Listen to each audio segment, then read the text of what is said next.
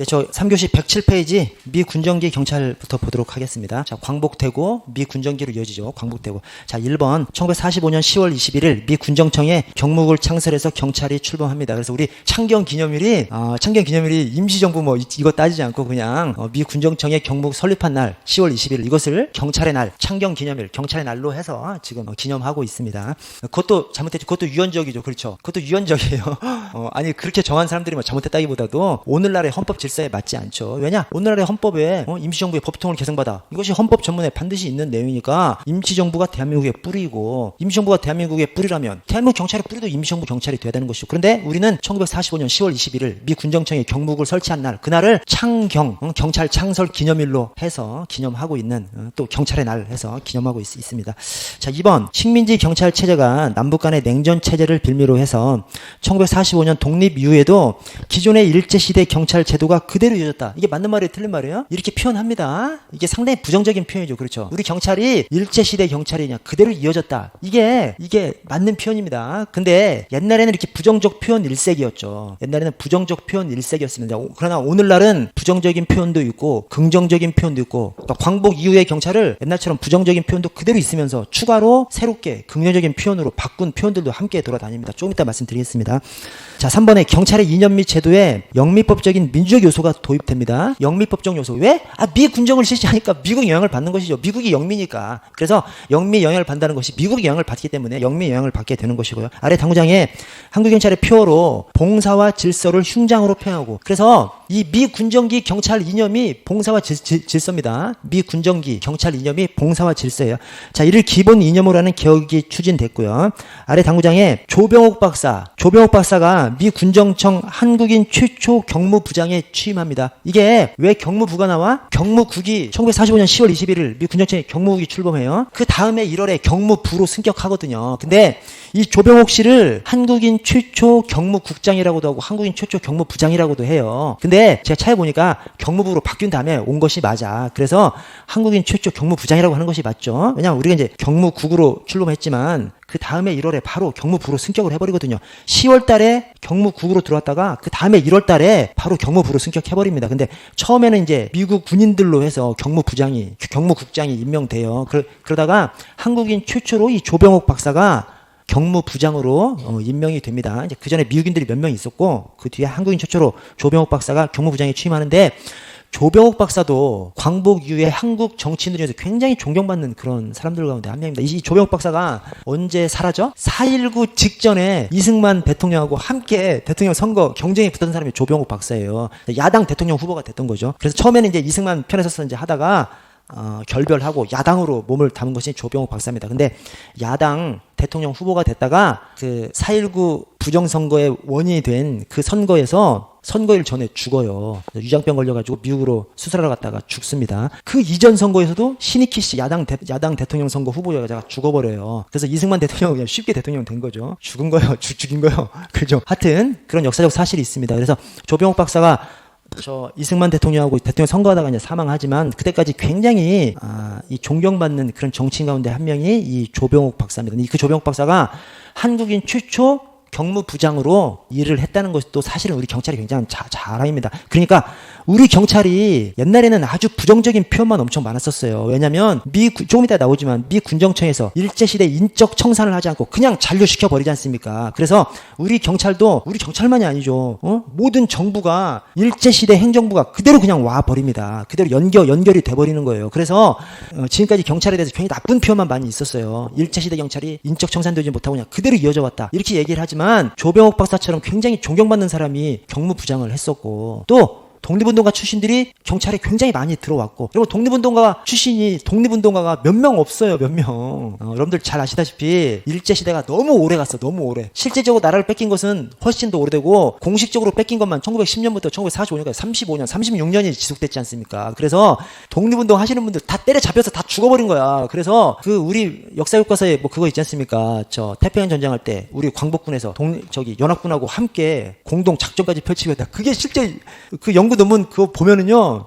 어떤 곳에는 3명, 어떤 것은 뭐 9명, 뭐 최고 많아야 뭐 한 10명, 뭐 이 정도입니다. 그러니까 독립운동가 자체가 엄청 없는 거예요. 일제가 너무 오랫동안 장악을 해버려서. 근데 몇 명 안 되는 독립운동가들 중에서 경찰에 투신한 분들이 꽤 있지 않습니까? 차이력 있지 벌써. 저 제주도의 문영수님, 안맥결, 우리가 아는 사람만 몇 명이 있지 않습니까? 그러니까 광복되고 난 다음에 그 경찰이 그렇게 욕먹을 그것은 아닌 거야. 다른 정부 조직에 비하면 우리 경찰의 인적 구조나 이런 것들이 긍정적으로 봐도 좋을 만한 구석들도 충분히 있는 것이죠. 그래서 오늘날 우리 경찰에 대해서 이 광복 이후의 경찰에 대해서 부정적으로 표현하는 것하고 긍정적으로 표현하는 것이 섞여 있습니다. 자, 그래서 그 중에 한 사람이 이 조병옥 씨죠. 조병옥 씨. 조병옥 박사가 미 군정청 한국인 최초 경부장에 취임해서 한국경찰 최초의 윤리 규정이라고 할 수 있는 지시문을 하달했어요. 그 지시문의 내용이 뭐예요? 봉사와 질서입니다. 봉사와 질서. 그래서 미 군정기 시절에 미 군정기 한국 경찰의 이념 또는 뭐 표어 이런 것들이 봉사와 질서였다. 자, 아래 식민 경찰 체제 청산의 미흡, 그래서 구 관리의 현직 유지, 태평양 미군 총사령부 포고 제1호를 통해서 미 군정 실시, 그다음에 구 관리의 현직 유지, 이게 이제 선포됩니다. 즉 일제 시대 때 하던 그 조직 그대로 그냥 근무해, 이렇게 그냥 미군 총사령부 포고문으로 내려버린 거예요. 그러니까 우리 이제 광복이 돼서 일제가 청산이 되는데 청산이 되지 못하고 야 그대로 이래, 이거를 미군 총사령부 포고 1호로 그걸 해버렸습니다. 그래서 일제시대 인물들이 그대로 그냥 근무를 하는 것이죠. 자, 따라서 한국경찰은 그 끝에 식민지기의 경찰 조직을 그대로 유지한 것에 불과했다. 굉장히 나쁜 표현이죠. 굉장히 부정적인 표현. 아까 저 위에서도 부정적인 표현 하나 있었는데 굉장히 부정적인 표현입니다. 여러분 거기다가 페이지 109 동그라미 4번 5번 페이지 109 그다음에 4번 5번 이렇게 좀 적어놔주세요. 이것과 비교 이렇게 적어주세요. 비교. 그 페이지 109는 이따 보도록 하겠습니다. 자, 밑으로 내려오면, 자, 경찰 사무와 조직의 정비를 보시면요. 비경찰화. 여러분, 저 맨 앞에서 경찰 개념 얘기를 할 때 2차 세대전 이후에 경찰 개념이 비경찰화 현상으로 인해서 보안경찰과 협의행정경찰로 나뉘지 않습니까? 지금 여기도 그거랑 일맥상통하는 이제 내용입니다. 그래서 비경찰화 전 세계적으로 2차 세대전 이후에 막 그러니까 2차 세대전을 거치면서 전 세계가 막 엄청 폭발적으로 발달을 해버리죠. 발전을 하면서 2차 세대전이 지나면 우리나라만 그런 것이 아니라 전 세계적으로 세부적으로 행정기관이 엄청 많이 생겨버립니다. 우리나라도 마찬가지입니다. 우리나라도 새로 정부를 만들면서 행정기관이 그냥 완편으로 엄청 많이 생겨버리죠. 그러니까 경찰 조직에서 여러 가지 업무를 다 하던 곳에서 웬만한 업무들은 다 일반 행정기관에 쪼개져 버리는 것이고, 그걸 갖다가 비경찰화 현상이라고 하죠. 그래서 비경찰화 첫 번째 줄 끝에 위생사무가 위생국으로 유관되고 경제경찰과 고등경찰이 폐지되고요. 그런 아래 비경찰화 작업이 진행됩니다. 그래서 경고 폐지, 경제경찰, 고등경찰 폐지. 오케이? 경고 폐지 대신 정보과는 새로 신설합니다. 정보과가 사찰과라는 이름으로 정보과가 새로 신설됩니다. 그래서 정보경찰은 비경찰화 현상의 대상이 아니었던 거죠. 그때 당시에. 오케이? 정보과는 그대로 새로 신설돼 버리기 때문에. 그래서 경고 폐지 생각해 주시고, 그래서 그 밑에 주위에 정보경찰은 비경찰화 대상이 아니고요. 왜냐? 떨어져 나간 것이 아니라 새로 사찰과라는 이름으로 정보경찰을 새로 했기 때문에 떨어져 나간 것이 아니기 때문에 비경찰화 대상이 아니다, 이렇게 표현을 하고요. 아래 팁에 조직법적 작용법적 정비가 이루어지고 비경찰화 작업이 행해져서 경찰의 활동도 축소되었다. 맞는 표현입니다. 광복하면서 미 군정이 시작되면서 경찰이 담당하던 것이 엄청 일반 행정기관으로 많이 떨어져 나가고, 그래서 이런 식으로 비경찰화 작업이 진행되고 경찰의 기능이 축소됐다, 이런 표현이 맞는 지문으로 얘기를 하고요. 아래 치안입법의 정비를 보시면 일제강점기 치안입법은 비교적 철저히 정리가 잘 됐다고 봅니다. 그 다음에 경찰검이 경찰봉으로 대체되고요. 일제시대 순사가 칼 차고 다녔거든요. 이 칼이 이걸 뭐라 그러지? 장도라 그러나? 진짜 긴 칼을 차고 다녔었어요. 근데 그 자체가 뭐 엄청난 위압수단이 된 것이죠. 근데 그 경찰검 없애버리고 경찰봉으로 대체했고요. 그 다음에 2번에 정치예보 순서로 일제시대 악법 폐지해버립니다. 아까 일제시대에 우리 국민들을 탄압했던 악법들이 헌병경찰 시대 때 보집 출신이죠. 헌병경찰 시대가 3.1운동 이전까지니까 1910년대죠. 1910년대 보집 출신, 1920년대 이후가 정치예. 광복된 다음에 그것이 없어지게 된 순서가 정치예보입니다. 대신 정치예보의 정치예보가 정치예는 45년도에 폐지되고 보안법은 48년도에 폐지됐습니다. 그래서 1945년부터 1948년 이 사이에 역사적인 사실들이 있어. 그 사실들 시대순으로 엮을 수 있거든요. 오케이? 시대순으로 엮음에 있어서 이 악법들 폐지된 거, 정치예보가 폐지됐는데 정치예는 45년도에 폐지되고, 그다음에 보안법은 한참 뒤에 48년도에 폐지됐습니다. 어쨌든 일제시대 악법 폐지는 좀 제대로 됐다, 제대로 정리됐다, 이렇게 평가를 받고 있고요. 다음 페이지 보시면, 자, 경찰 제도, 자, 부대로서의 경찰 조직이 구성됐다. 미 군정기에. 그래서 군정 초기에 국방사령부 소속으로 경무국이 출범했거든요. 그래서 국방사령부의 지휘 감독을 받는 부대로서의 경찰로서 그렇게 출발을 했고요. 자, 금방 경무부로 승격해버립니다. 45년 10월 21일에 미 군정청에 경무국을 설치하는데 그 다음에 1월에 바로 경무부로 승격해버립니다. 그래서 1946년 경무국을 국방사령부와 같은 직급인 경무부로 승격하고요. 여경제도가 또 46년도에 또 도입됩니다. 그래서 노약자, 부녀자 14세 미만 소년범죄를 취급하기 위해서 여경제도를 신설하고요. 야, 여기 저기 그 22년 경채에서 이거를 14세 미만을 15세로 써놨나 13세로 써놨나 15세로 써놨나 하고 틀린 지문을 만들어놨더라고요. 진짜 하여튼 형사 미성년자입니다. 14세 미만 형사 미성년자. 자, 여러분 부여가 46년이에요. 오케이? 그래서 부여 간중 이렇게 좀 숙지해 주세요. 부여 간중. 간부후생제도 도입한 것하고 중앙경찰위원회 도입한 것이 47년이거든요. 그래서 45년도에 우리가 광복하면서 경무국 출범하지 않습니까? 근데 바로 이듬해 46년 또 47년 부여 간중. 그래서 경무부로 승격하고 그다음에 여경제도 도입된 것이 46년도. 그다음에 간중 경찰 간부후생제도 도입하고 그다음에 중앙경찰위원회 도입한 것이 47년입니다. 부여 간중 생각해 주시고 자, 부여 간중의 중앙경찰위원회가 47년 6인의 위원으로 구성됐습니다. 6인이에요? 이거 시험 많이 나옵니다. 6인. 이 중앙경찰위원회 제도가 실패했어, 성공했어? 실패했죠. 실패했다고 평가받죠. 왜 실패했어?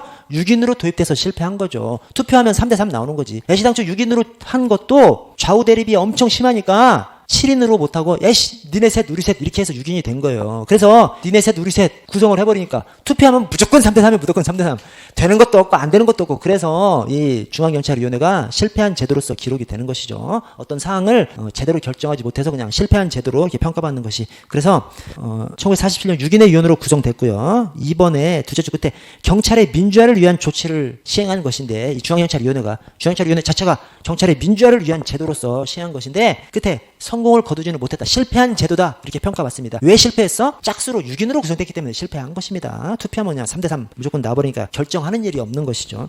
자, 6번에 경찰의 독자적 수사권. 수사와 기소가 분리돼서 경찰이 독자적 수사권을 행사했습니다. 미 군정기에. 그래서 이번에 1945년 미 군정에서 법무부 검사에 관한 훈령 제3호가 발령돼서 수사는 경찰, 기소는 검사. 그래서 경찰이 독자적 수사권을 행사했습니다. 이 경찰이 망가지는 게 박정희 대통령이 3공화국 때부터 완전히 그냥 망가져 버립니다. 그 전에는 괜찮았어요. 그 전에는 괜찮았는데 추가로 이제 형사소송법이 제정되는 1954년에 그 형사소송법에서 검사의 경찰 지휘 내용이 나오죠. 어쨌든 그렇다 하더라도 이 1공화국 때에는 경찰이 문제가 없었어요. 하여튼 독자적으로 했는데 그러니까 미 군정 1공화국 때 독자적으로 했는데 이 공화국은 4.19 있은 다음에 아주 잠깐이지 않습니까? 4.19가 1960년인데 4.19를 통해서 이 공화국이 우리 최초의 내각제 정부가 들어서지 않습니까? 1년도 안 돼서 다음 해에 5.16 군사 쿠데타가 벌어지거든요. 그래서 이 공화국은 아주 짧고 바로 다음 해 5.16 군사 쿠데타로 박정희가 집권하는데 박정희 집권하면서 이제 경찰 아작납니다. 자, 오른쪽에 제주 4.3 사건과 문영순 서장을 보시면 제주 4.3 사건, 이제 우리 민족의 비극인데, 자, 남노당이 남조선 노동당이죠. 남조선 노동당 제주도당에서 1948년 4월 3일에 경찰서하고 그다음에 우익 인사들 막 공격해서 죽여버립니다. 그러니까 우리 군경에서 이 좌익 사범들을 때려잡기 시작해. 근데 완전히 그냥 너무 때려잡았어. 때려잡은 거지. 그러면 좌익들만 제대로 때려잡든지 막 무고한 시민들까지 너무 많이 때려잡아가지고 그래서 이 4.3 사건이 비극으로 그냥 치닫게 되죠. 자, 근데 그때 이 문영순 서장이 독립군 출신인데 그 일본의 문영순 서장은 독립군 출신입니다. 자, 이번에 1948년 12월에 좌익 총책을 그러니까 좌익 중에서 좀 직위가 있는 사람을 한 명 검거했는데 주머니에서 명단이 나와요. 주머니에서 명단이 나오니까 명단인 사람 싸그리 다 잡아들인 겁니다. 싸그리 잡아들인 다음에 죽여버리라고 명령이 내려온 거예요. 그때 이 문영순 서장이 풀어져 버렸습니다. 그냥 자수하면 지서장이 풀어줄 수 있다고 하는 것을 근거로 해서 야, 자수문 다 쓰얀 다음에 다 풀어져 버렸어요. 그냥. 그리고 그 뒤에 1950년 8월에 예비검속이라는 제도가 그때 시행돼. 예비검속이 뭐냐면 범죄를 저지른 다음에 구속하는 것이 맞지 않습니까? 근데 그때 당시에 예비검속, 범죄를 저지를 우려가 있는 사람은 그냥 미리 잡아올 수 있는 제도가 있었던 거예요. 그래서 공산주의, 좌익 관련해서 이 좌익 미리 그냥 다 구속시켜라 명령이 내렸어. 그래서 막 싸그리 다 구속이 된 거야. 근데 그렇게 예비 검속으로 잡힌 사람들에 대해서 계엄사에서 사형 총살 명령이 내려온 거예요. 거기다 대놓고 이 문영순 서장이 부당함으로 불이행, 자기가 직접 그 지시문에다가 부당함으로 불이행 자기가 써. 쓴 다음에 그냥 빡구 시켜버렸습니다. 그리고 다 풀어져 버립니다. 대단하신 분이죠. 목숨 걸고 풀어주신 거예요. 여러분 인터넷에서 문영순 한번 검색 한번 해보세요. 이분이 독립운동가 출신이고 딱 검색해보시면 옆에 있는 다른 사람보다 머리 하나가 더 있어요. 기골이 장대하신 분인 거죠. 그래서 독립운동가 출신에다가 기골이 장대해서 아주 그냥 의기가 넘치시는 분인 거죠. 그래서 그때 당시에 계엄군에서 계엄사에서 총살 명령이 되는 것도 그냥 거부해버리고 그냥 풀어주신 분입니다. 그러니까 이 예비 검소관에 이렇게 되신 분들이 진짜 공산주의자들로 돼 있다고 하더라도 참 진짜 잔인하고 인간으로서는 하지 못할 그런 일이죠. 근데 아무나 막 잡아온 거야 그냥 주민들. 여러분 그 4.3 사건 보세요. 막 공무원 하던 사람들도 그냥 잡혀다가 그냥 다 막 죽고 막 하여튼 운 나쁘면 그냥 싸그리 다 잡아가지고 죽여버리는 그런 속에서 문영순 서장이 목숨 걸고 진짜 살려주신 겁니다. 문영순 서장이 우리 경찰 선배지 않습니까? 여러분 우리 경찰이 이 경찰사 속에서 국민을 막 고문해서 죽이고 총 쏴서 죽이고 최루탄 쏴서 죽이고 막 이런 역사를 가지고 있습니다. 그러나 그런 악역사만 가지고 있지 않아요. 문영순 서장이라든가 차일영님이라든가 안종삼 선배라든가 광주에 그런 분들 자랑할 만한 역사도 굉장히 많이 가지고 있습니다. 잘못한 것은 반성해야 되겠지만 자랑스러운 역사는 당연히 자랑으로 기록을 하고 해야 되죠. 그렇지 않습니까? 자, 아래 미 군정하의 경찰의 특징을 보시면 자 1번 조직법적 작용법적 정비가 이루어지고 비경찰화 작업이 행해져서 아래 경찰의 활동 영역이 축소됐고요. 자 2번도 부정적 시각이에요. 그래서 경찰 제도와 인력은 개혁이 이루어지지 아니했고 경찰은 민주적으로 개혁할 기회를 갖지 못하였고 이로 인해 독립 이후에도 국민의 경찰에 대한 부정적 태도가 지속됐다. 부정적인 표현이죠. 아까 몇 건 부정적인 표현들이 있었죠. 그 표현들하고 일맥상통하는 부정적 표현입니다. 이 부정적 표현도 맞다고 봅니다. 자 대신 4번, 5번을 보시면 4번, 5번은 긍정적인 표현입니다. 그래서 아까 그 부정적인 표현도 맞는 표현으로 보고 이 긍정적인 표현 4번, 5번도 맞는 표현으로 본다니까요. 대신 오늘날의 경찰이나 오늘날의 경찰학자들은 어떤 걸 더 강조하려고 그래? 4번, 5번 긍정적인 점을 더 강조하려고 합니다. 그래서 4번, 5번을 보시면 4번에 저쪽 끝에 광복 이후에 좌우 대립과 혼란의 극한 상황을 극복하는 건국 경찰로서 공헌했다. 그래서 전 진짜 이 말에 공감합니다. 먼 훗날 그 일제시대로부터 우리가 광복을 한 그 시점에 우리나라 주변에서 소련 공산화됐죠. 중국 공산화됐죠. 북한이 공산화됐잖아요. 바로 우리 같은 민족 안에서 절반이 공산화됐는데 남한에 자유민주 정부를 수립한 것 자체는 우리 대한민국이 선택한 엄청나게 잘한 것이고 그렇지 않습니까? 그것을 선두에서 선 존재가 경찰이에요. 경찰. 1945년 10월 21일 미 군정청이 경무 출범하면서 경찰이 주도해서 경찰이 이승만 정권 뒤에서 뒷받침해서 정부 수립한 겁니다. 그 정부 수립에 대해서 분단국가의 출발을 이렇게 비난하시는 분들도 있죠. 그러나 야 그러면 통일 노리려고 공산화 돼야 되겠어?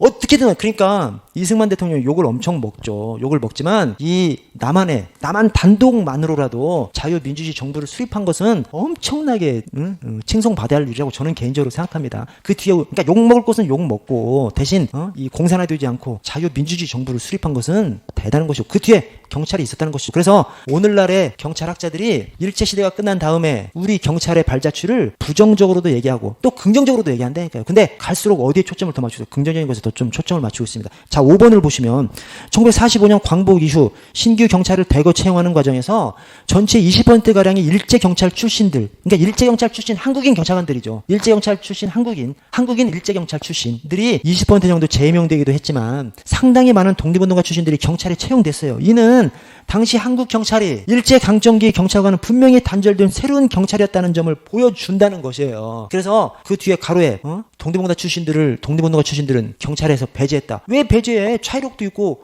문영수님도 있고 안맥결님도 있고 그렇지 않습니까? 아니 독립운동가 출신 자체가 몇 명 없는데 그중에서 우리가 아는 것만 벌써 3명, 4명 경찰에 들어왔다는 것은 그때 당시 많은 정부 조직들이 있을 거 아니에요. 많은 정부 조직들 중에서 그래도 경찰은 깨어있는 조직이었던 것이죠. 그래서 이 5번도 엄청 긍정적으로 경찰을 서술한 겁니다. 그래서 1945년 8월 15일 날 광복이 되지 않습니까? 이 광복된 다음에 미 군정청에서 태평양 미군 총사령부 포고 1호로 미 군정을 실시하겠다. 또 하나는 구 관리 현직 그대로 유지하라. 즉 일제시대 관리 그대로 그냥 앉으라고 한 거지 않습니까? 그래서 1945년 8월 15일부터 1945년 10월 21일까지 이 미 군정청의 경무 창설한 날이죠. 이때까지 일본인 경찰이 있었던 거야. 그래서 여러분 차이력 있지 않습니까? 차이력이 얼마나 대단한 사람이냐면 이 사이에 차이력이 뭘 했어? 일본 경찰들 때려 죽이는 역할을 차이력이 했었습니다. 그래서 이게 특집 드라마로 특집 시사 매거진 하여튼 그런 거 특집 프로그램으로까지 나왔었어요. 이때 막 장악했던 일본인 경찰들이 있어요. 차이력이랑 몇 명의 그 암살단을 조직해가지고 총 쏴서 죽이고 막 때려 죽이고 했던 분이 차이력님이에요. 하여튼 간에 8월 10일부터 10월 20일까지 일본인 경찰까지 막 섞여 있었던 거예요. 왜냐? 미 군정에서 구 관리의 현직 유지 딱 해보니까 존속하고 있어.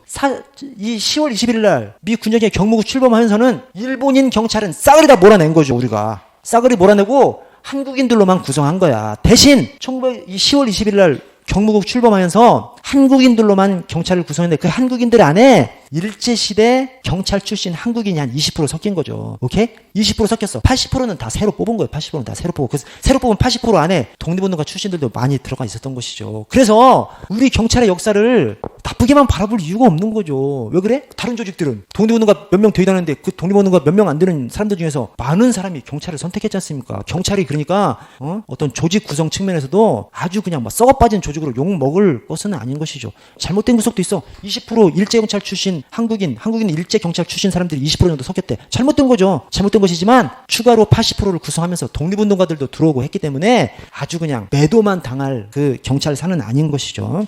맨 아래 당구장 표시를 보시면 1945년 10월 21일에 미 군정청 아래 경무국 창설하면서 일본인 경찰들은 모두 추방하고 비로소 한국인들로만 구성된 경찰 체계가 출범한 겁니다. 다만 이 한국인들 사이에 일제 경찰 출신 한국인들이 한 20% 섞인 것이고요. 다음 페이지를 보시면 자, 정부 수립 이후 경찰법 제정 이전 경찰. 그래서 우리 경찰사를 얘기할 때 큰 구분점이 일반 역사하고 비슷하죠. 일반 역사하고 비슷하게 일제시대 이전 이후, 갑오개혁 이전 이후, 그 다음에 나라를 빼앗기기 이전 이후, 그 다음에 광복하기 이전 이후, 정부 수립하기 이전 이후. 그 뒤에 중요한 시점이 1991년입니다. 1991년. 앞으로 해도 1991이고 뒤로 해도 1991이죠. 그죠? 완벽하네요. 앞으로 해도 1991, 뒤로 해도 1991. 그 1991년에 경찰법을 제정했거든요. 그 전까지 우리 경찰이 조직법도 없었어. 조직법도 없이 그냥 정부 조직법 근거로 그냥 있었거든요. 그러다가 독립된 조직법인 경찰법을 새로 제정하면서 경찰청이 출범하고 경찰헌장을 새로 제정한 그 해. 그래서 이번에 자치경찰제 통과한 우리 경찰법 개정한 거, 국가경찰과 자치경찰의 조직명 운영에 관한 법률 엄청 변화한 것 같지만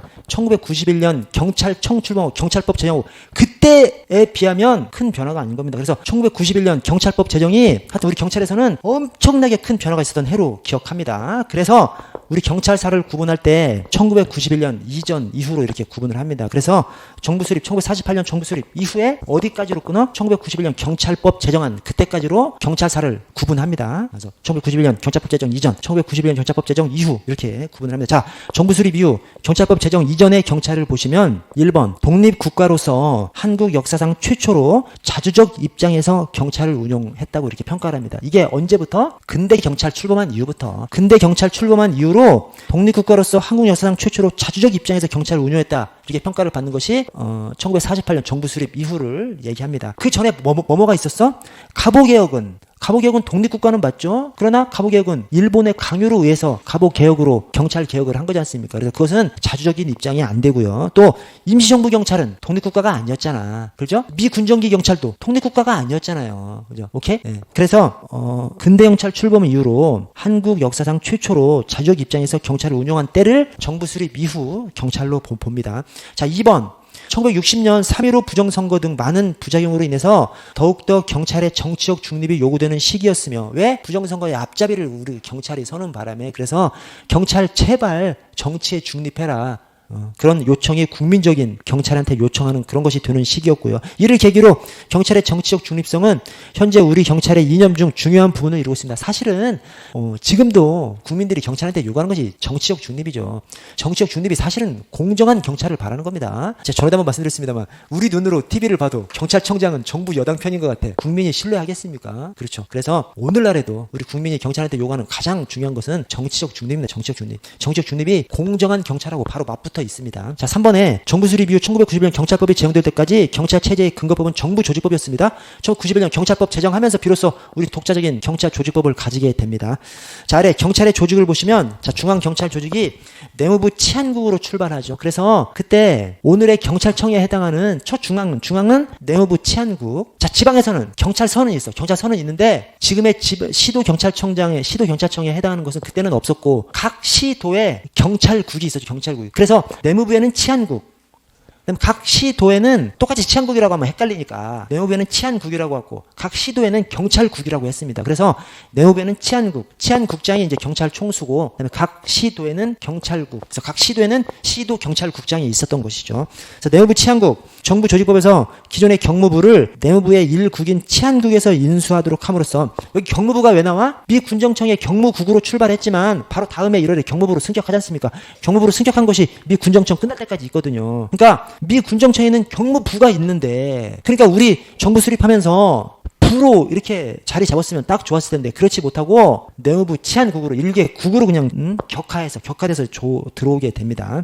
그래서 경찰 조직이 부에서 국으로 격화됐다고 하고 치안국장은 내부 장관의 보조기관에 불과하고요. 보조기관하고 행정청하고 어떻게 차이가 있어요? 보조기관은 자기 이름으로 행정처분을 할 수 없지 않습니까? 국가의 의사를 대외적으로 표명할 권한을 가진 것이 행정청인데 행정청 또는 행정관청인데 보조기관은 자기 이름으로 처분을 바랄 수 없죠. 그래서 그때 내무부 치안국장이나 또는 시도경찰국장은 자기 이름으로 처분을 하지 못하고 처분을 할 일이 있으면 내무부 장관 이름으로 하든지 시도지사 이름으로 하든지 했던 것이죠. 다만 그때도 경찰서장만큼은 행정청이었어요. 그래서 경찰서장은 자기 이름으로 처분을 했는데 다만 치안국장하고 경찰국장은 시도경찰국장은 자기 이름으로 처분을 하지 못하고 내무부 장관이나 시도지사 이름을 빌려서 처분을 할 수밖에 없었죠. 자, 이번에 경찰을 내무부 치안국으로 이렇게 축소해서 도입한 이유가 정부 조직법 제정 과정에 참여한 사람들이 일제시대 관리 출신이어서 일본 정부의 과거 행정조직을 모방했던 것이다. 이렇게 얘기를 합니다. 이게 뭐야? 일제시대 행정조직이 뭐야? 이렇게 모방한 행정조직이 일제시대 때 청부, 시통, 총국이지 않습니까? 그래서 맨 마지막 일제시대 때 3.1운동 이전에는 경무총관부, 3.1운동 이후에는 경무국이잖아요. 경무국. 경무국이 1945년 일제 폐망할 때까지 그냥 경무국으로 딱 유지하거든요. 그래서 일제시대 출신 관리들이 모방했다고 하는 것이 일제시대 경무국. 일제시대 경무국을 얘네들은 많이 경험했기 때문에 그대로 그냥 하는 것이죠. 그것이 내무부 치안국으로 그렇게 들어온 것이고요. 자, 그리고 이제 국민적 반감도 있었고요. 경찰을 너무 큰 조직으로 만들지 말라는 일제시대 때 너무 많이 당해가지고 그래서 그런 국민의 반감도 있었고요.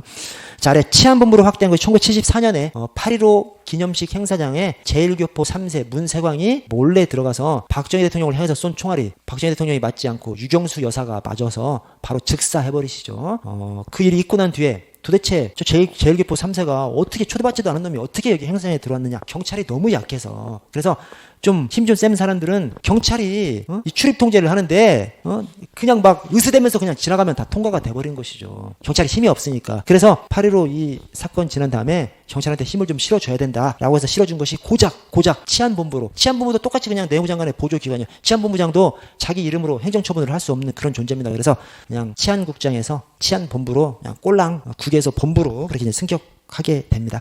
자, 오른쪽 지방경찰 조직은 시도경찰국이죠. 내무부 치안국이기 때문에 시도경찰국은 치안국을 이 명칭이 중복돼 버리면 헷갈리니까 내무부에는 치안국, 시도에는 경찰국 이렇게 해놨습니다. 거기 1번에 지방경찰국장은 1991년 경찰법이 제정될 때까지 관청으로서 지위를 얻지 못하고 시도지사의 보조기관에 불과했습니다. 그래서 내무부 치안국장, 시도경찰국장 모두 다 자기 이름으로 처분은 못하고 처분을 할 일이 있으면 내무부 장관의 이름을 빌려서 또 시도지사 이름을 빌려서 했고요. 다만 이번에 경찰서장만큼은 경찰법 제정되기 전에도 경찰 내 유일한 행정관청으로서 지위를 가지고 있었습니다. 그래서 그때도 운전면허 정지 처분은 경찰서장 이름으로 했습니다.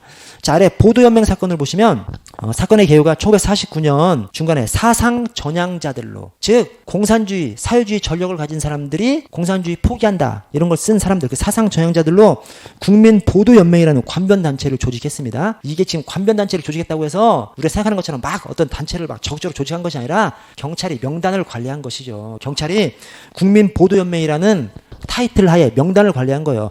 좌익 전력이 있는 사람들. 오케이? 자, 근데 처중앙에서 치안국에서부터 또 시도경찰국에서부터 각 경찰서에서 국민보도연맹 명단 관리하는 것을 실적으로 따지는 거예요. 실적으로. 그 명단을 좀 많이 관리하면 많이 했어. 새로 명단 이번에 10명을 더 추가했다라고 하면 그런 것들이 막 실적이 되는 거야. 그러니까 각 경찰서에서 좌익 전력이 있던 사람들을 명단을 짜서 관리를 하는 것인데 좌익 전력이 없는 사람들 아무나 그냥 막 명단에다 막 넣어버린 겁니다. 그냥. 그래서 뭐 그냥 거렁뱅이들 이런 사람들부터 시작해서 그냥 하여튼 좀 미워. 그러면 그냥 명단에다 넣어버린 거예요. 그러다가 6.25가 딱 발생해버리니까 좌익 전력을 가진 이 사람들, 국민보도연맹 명단에 있는 사람들 미리 잡아들이라고 명령한 다음에 미리 잡아들이는 것이 이제 예비 검속이죠. 예비 검속하라고 하라고 한 다음에 총살 명령이 내려버린 거예요. 그래서 그때 전국에서 수만 명이 좌익 전력이 있다는 이름으로 그냥 다 죽임을 당한 겁니다. 그때 구례 경찰서장인 안종삼 서장께서, 자, 안종삼 서장, 구례 경찰서 안종삼 서장은 예비 검속된 보도 연명원들에 대한 총살 명령이 내려오니까 싹 모아놓고 480명 싹 모아놓고 내가 죽더라도 여러분을 방면하겠다. 인생을 살면서 국가를 위해서 충성해달라. 이렇게 하고 살려주셨어요. 대단하지 않습니까? 목숨 걸고 살려준 겁니다, 여러분. 우리 경찰의 역사 속에서는 이렇게 자랑스러운 경찰의 역사가 있는 겁니다, 여러분. 그러니까 우리 경찰의 역사가 그냥 뭐 매도될 그런 역사가 아닌 것이죠. 자, 진짜 이 안효삼 선생님 목숨 걸고 살려준 겁니다. 자, 6.25 전쟁과 경찰. 6.25 전쟁한 거잖아요. 북한하고 전쟁을 했는데 6.25 때 군인들만 죽었어? 우리 경찰도 죽었어요. 그래서 우리 경찰을 갖다가 호국 경찰이라고 하는 이유가 6.25 때 엄청 죽었어, 우리. 그리고 북한이 빨치산 활동을 합니다. 이 정규군으로도 우리랑 대적하고 또 남한의 산속에 숨어가지고 빨치산 전쟁을 해 또. 그것이 6.25 끝난 다음에도 한참까지 있었어요. 한 1960년 가까이 될 때까지 있었다니까요. 1960년 이후에도 몇 명 발견되고 막 그랬었어요. 그 빨치산하고 전쟁은 주로 누가 했어? 경찰이 했어요. 경찰이 죽어가면서 한 겁니다. 그래서 자, 6.25 전쟁과 경찰. 자, 이번에 맨 끝에 여러분 6.25 전쟁과 경찰은 너무 뭐 다 읽지 마시고 제가 불러드리는 거 정도 이렇게 보시면 됩니다. 그래서 자, 이번에 두째 줄 맨 끝에 6.25 전쟁 최초 전사자가 누구예요? 전대욱 경사예요. 이분이 그때 순경이었죠. 순경이었는데 그 당시에는 경장 계급이 없었으니까 돌아가신 다음에 1계급 특진한 것이 이제 경사가 된 것이죠. 그래서 공식적으로 6.25 최초 전사자가 우리 경찰입니다. 왜? 얘네가 새벽 4시인가 쳐들어왔는데 그 전에 막 해상으로 미리 막 잠입을 했거든요. 그때 이 전대욱 선배님이 어디에서 돌아가셨냐면 강릉에 우리 저 관광지로 유명한 정동진 초소 지키고 있다가 북한 배가 오니까 전투하다가 돌아가신 거예요. 그래서 6.25 최초 전사자가 공식적으로 경찰입니다. 이게 뭘 나타내? 6.25 때 경찰도 엄청 희생한 겁니다. 경찰도. 4번을 보시면 6.25 전쟁 기간 중 전 경찰관의 3분의 1에 해당하는 1,648명이 전사 실종했어요. 우리 경찰 3분의 1이 죽고 그 다음에 6,980명 7,000명이 부상당했어요. 3분의 1이 죽고 3분의 1이 부상당했어요. 그러니까 6.25 전쟁을 승리로 이끈 데에는 경찰도 엄청난 희생이 있었던 것이죠. 다음 페이지를 보시면 자, 여기 전체를 보시면 제가 좀 불러드리는 것만 좀 봐주십시오. 자, 6.25 전쟁이 경찰의 전황이 자, 춘천지구 전투. 이 춘천 전투가 군의 전투입니다. 6.25 최초 승리가 춘천 전투예요. 육사단이 춘천 전투에서 최초 승리한 다음에 6.25 내내 연전연승을 하는 것이 육사단입니다. 한번 이겨본 놈이 또 이기잖아요. 그래서 육사단이 춘천 전투에서 한번 이긴 다음에 그 위에도 막 엄청 혁혁한 공세하는 것이 육사단입니다. 근데 육사단이 누구 때문에 이겨? 경찰 때문에 이겼다니까요. 왜냐면 여기 춘천이 나오는데 양구가 또 뭐냐면 춘천 바로 오른쪽에 양구가 있거든요. 춘천 오른쪽에 양구가 있는데 춘천으로 진입하려면 양구의 맨 끝에 이 내평 지서를 거쳐야 가는 거야. 그러니까 이 내평 지서가 이제 파출소죠, 파출소. 내평 지서가 춘천으로 들어가는 길목 한가운데 딱 내평 지서가 있는 거예요. 근데 이 북한군 10,000여 명, 2계사단인지 3계사단인지 하여튼 북한군 2계사단 10,000여 명이 밀고 들어오는데 내평 지서 12명인가 13명인가 하는 사람들이 도망가지 않고 옥상에 몇 명 올라가고 해서 싸운 거야. 1시간 이상 싸운 겁니다. 1시간 이상. 다 죽었죠. 1시간 이상 싸워가지고 이 북한군의 진격을 1시간 이상 늦춰준 거예요. 1시간 이상 늦춰줬을 때 춘천에서는 육사단이 막 대비를 한 거예요. 대비를 해가지고 얘네들이 1시간 늦게 가니까 그때 대비해가지고 막 때려 잡아버린 것이죠. 그래서 6.25 전쟁에서 북한군의 미스테리가 있거든요. 6.25 전쟁 최대 미스테리가 북한이 서울을 점령한 다음에 서울에서 3일 동안 지체합니다. 왜 3일 동안 지체? 동부전선에서 춘천전투에서 북한이 패배함으로써 북한이 동부전선 그 다음에 나머지 전선에서 쭉 밀고 가야 되는데 동부전에서 못 밀고 나가니까 서울에서 3일 지체한 겁니다. 서울에서 3일 지체할 때 나머지 남한에서 많이 준비를 하는 것이죠. 도망갈 사람들은 엄청 도망가고 정부 기관도 도망갈 사람 엄청 도망가고 한 것이죠. 그래서 북한이 서울에서 3일 지체한 그 원인이 이 양구경찰서 내평지서장 노종의 우리 선배님들을 포함한 이 12명인지 13명인지 이분들이 장렬하게 전사하면서 1시간 이상 늦춰졌기 때문에 춘천전투가 승리했고 춘천전투 승리했기 때문에 북한이 서울에서 3일 동안 안 내려가고 있었던 겁니다. 그래서 6.25 전체가 완전한 패배로 귀결되지 않았던 데에는 우리 경찰 이 선배님들의 영향이 엄청 있었던 거죠. 그래서 여러분 이 춘천지구 전투는 춘천으로 가는 길목을 우리가 지킨 거지 않습니까? 그래서 노종해입니다. 노종의 이름이 나올 수 있습니다, 여러분. 노종해. 춘천으로 가는 길목, 춘천로 가는 길목을 지켜줘서 1시간 이상 지켜줘가지고 승리한 전투로 이어질 수 있게 한 거. 노종해. 이분도 역시 그 당시 경위였는데 그 바로 한 2-3달 전에 배치받았어요. 2-3달 전에 배치받아가지고 바로 6.25 나가지고 이제 사망하신 거죠. 어쨌든 춘천로. 자, 아래 장진호 전투가 있습니다. 인천 상륙작전을 딱 해서 우리가 이제 막 밀고 올라가죠. 함경도까지 밀고 올라가요. 함경도까지 밀고 올라가는데 저 중공군이 밀고 내려오는 바람에 우리가 이제 밀리기 시작하죠. 자, 그래서 이 장진호 전투에서 북한군하고 중공군하고 엄청 우리 국군하고 엄청 싸우죠. 자, 그때 두 번째 줄에 미 해병 1사단에 배속되어 있던 한국경찰 화랑부대. 그러니까 이 화랑부대라는 것이 저 미군으로부터 별도 훈련을 받고 부대 단위로 편성된 경찰관 부대를 화랑부대라고 했었다는 거예요. 여기서 뭘 할 수 있어요? 경찰이 막 부대로도 참석한 거야. 그러니까 6.25 전쟁 군인만 잘했어? 우리 경찰도 엄청 3분의 1 죽고 3분의 1 가까이 부상당하고 경찰이 엄청 공을 세운 것이죠. 그래서 이 경찰관 부대는 화랑부대 1개 소대 기원총 부대가 장진호 전투에서 엄청난 공을 세워서 미 해병의 극찬을 받은 거. 이걸로도 우리 경찰이 6.25에서 엄청 공헌을 했다는 것을 알 수 있고요. 아래 전투 상황 관련 인물로는 김혜수 선배님이 영월 화력발전소 탈환작전 도중에 얘네들이 매복을 하고 있었던 거예요. 그래서 매복을 하고 있었으면 걸렸으면 그냥 빠꾸했으면 됐는데 야 죽더라도 싸우자라고 해서 싸우다가 다 같이 그냥 사망하신 그런 것이 이 김혜수 선배님이십니다. 그래서 47명 결사대와 함께 73명의 적을 사살하고 전사하신 분 김혜수. 그래서 영월 화력발전소잖아요. 화력해수 좀 연결이 되죠. 화력해수. 물론 정반대의 것이지만 좀 이렇게 매칭이 됩니다. 영월 화력발전소 김해수 화력해수 좀 그렇게 연상을 좀 시켜주시고요. 자, 아래 4.19 혁명과 경찰을 보시면요. 4.19 혁명과 경찰. 자, 이 4.19 혁명 부정선거 때문에 국민이 들고 일어난 것이지 않습니까? 이 부정선거가 왜 부정선거를 했어? 아니, 이승만 대통령이 야당 선거 후보자인 조병옥 박사가 사망했기 때문에 대통령 되는 데는 문제가 없었어요. 근데 그때 당시에 동시에 대통령 선거 따로 부통령 선거를 따로 했는데 투표를 이제 따로따로 해야 되는 거지. 따로 하는데 부통령을 이기붕을 부통령 당선시키려고 이 부정선거를 한 겁니다. 근데 그 부정선거를 너무 심하게 했어요. 너무 심하게. 그리고 그 앞에 경찰이 앞잡이가 돼버린 것이죠. 그래서 이 선거 끝난 다음에 일본에 이승만 정권 부정선거를 규탄하는 대규모 시위가 마산에서 일어났는데 4월 11일 날 김주열 열사의 시신이 발견되죠. 그래서 최루탄에 눈이 박힌 상태로 바다에서 떠오릅니다. 그거를 어떤 신문기자가 딱 찍고 카메라 숨겨서 막 얼른 도망가죠. 이제 경찰한테 잡히면 막 뺏겨버리니까. 그래서 그 기자가, 지방신문 기자가 막 찍은 다음에 얼른 도망가서 지방신문에 내버립니다. 그러니까 이제 한번 나와버리니까 그냥 전국에 막 나오면서 이제 들불처럼 일어나서 결국 이 4.19 혁명이 여러분 대단한 겁니다. 국민이 마음에 들지 않는 정권을 뒤집어버렸잖아요, 그냥. 그래서 이승만 대통령 하야성명 내고 물러나버렸어요. 정권을 그냥 물리쳐버린 겁니다.